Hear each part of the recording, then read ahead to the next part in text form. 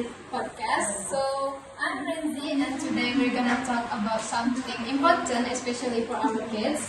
And we're gonna talk about how to foster kids to love reading, especially for sixth grader. And we all know that reading is very important because it builds their imagination, creativity, and their vocabulary. But with so many distractions these days, how do we make reading fun again? And we're gonna talk about it later. And today I'm not alone. I'm with three special guests. The first is the parents of sixth grader, Miss Angela. Hello, Renzi. Thank you for having me here. Yeah, glad to see you. And next we have Brian, an elementary school teacher. Hi, Brian. Hi Renzi, thank you for inviting me today in today's podcast. And finally, Miss Zahwa, a librarian from one of our local schools. Hi, Miss Zahwa. Hi, Renzi. Glad to be here. Okay, that's the sort of introduction. And okay, I'm gonna ask the parent first. So I wanna start with you, Miss Angela. So, as a parent, what do you see as the biggest challenge when it comes to making your kids enjoy reading? So, honestly, the biggest challenge is competing with screen. So, kids these days, they love phone, they love playing games, they love watch YouTube and stuff. So, reading books just feel like boring to them.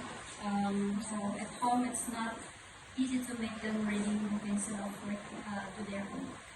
Yeah, that's something a lot of parents can relate to. So it's difficult to create reading habit when there are so many other things that fighting for their attention. So that's why we need a first idea, right?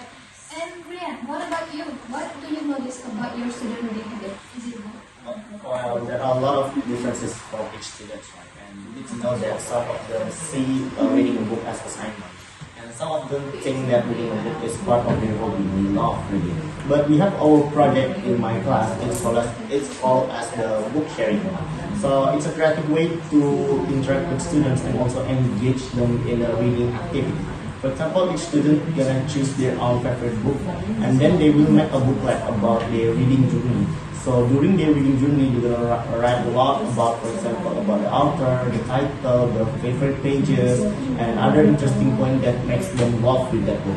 And then there is one day we call as the book sharing day. So in book sharing day, students will come into front of the class. They will report what have they write on their reports. So they're gonna tell everything about the book, that the reason why they love with the book, and then they're gonna suggest the book to read by their friends. That's one of our way to solve this kind of problem that faced by Miss Angela today.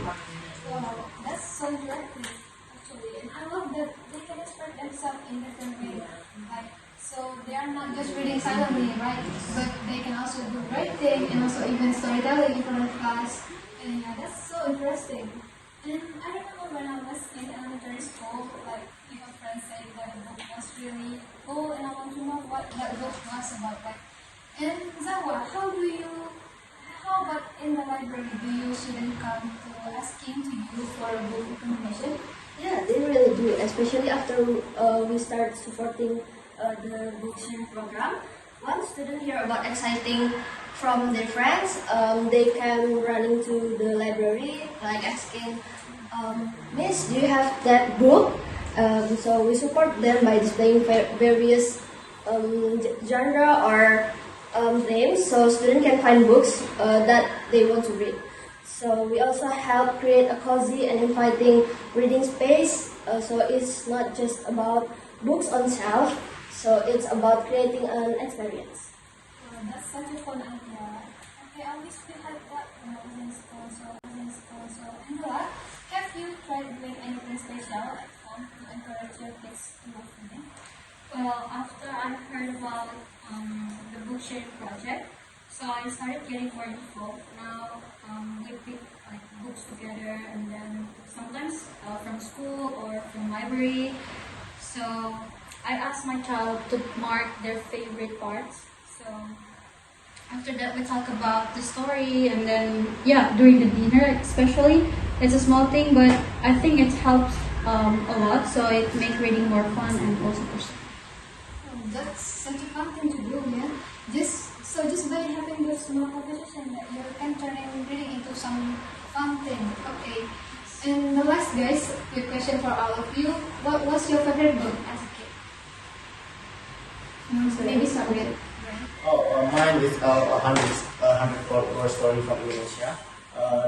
So the book is from my mom. She bought it for me, and I really love it because there are a lot of stories. There are 100 stories, and although I have finished the book, I keep reading the book, repeating the reading the book again and again because there are a lot of variety of stories. That's why I really love it. That's okay. What about you, Zola? So mine was Cinderella. So I love the magical and storyful, and then I love amazing how one night and one slippers can change everything. Yeah, I think maybe many of kids love that story. And what about you, Emma? So when I was a kid, I really loved Rapunzel. It's a book. Because the story was so beautiful and also magical. That's why I like it. Also, it's easy to understand. Yeah, so I guess the point of all of this is everyone has that one book that made them fall in love with reading, right? Yes. Exactly, and that's what's the point of our project today. The project today seems to spark and enlighten students. So, by their curiosity from their peers' story, it will involve them to read more about the book that has been told by the friends. And yeah, Brian and Zahwa, how do you two work together in this program? Oh yeah, of course we plan together, right? I share what my students' interest in the genre. For example, if they love in fantasy or humor, and Zahwa helps finds the book match those scenes I'm reading levels. Yeah, and we also arrange special book tables based on what themes are trending in class, and it helps students find options easily and stay engaged. So we are really trying to build a bridge between classroom reading and library exploration. Yeah, we hope that collaboration really bring the whole learning environment together, yeah? Yes. And well, this has been an amazing talk. I really love how home, school, and also library all come together to support kids in reading. So, and also the program like book sharing make such a big improvement. I hope, and it's not just about reading. So here students can also sharing and expressing and also connecting with each other. And thank you, Angela, Brian, and also Zahwa for sharing your story today. And to our listener, maybe it's time to start book sharing in moment at your school or maybe at your home. See you next time and happy reading, everyone.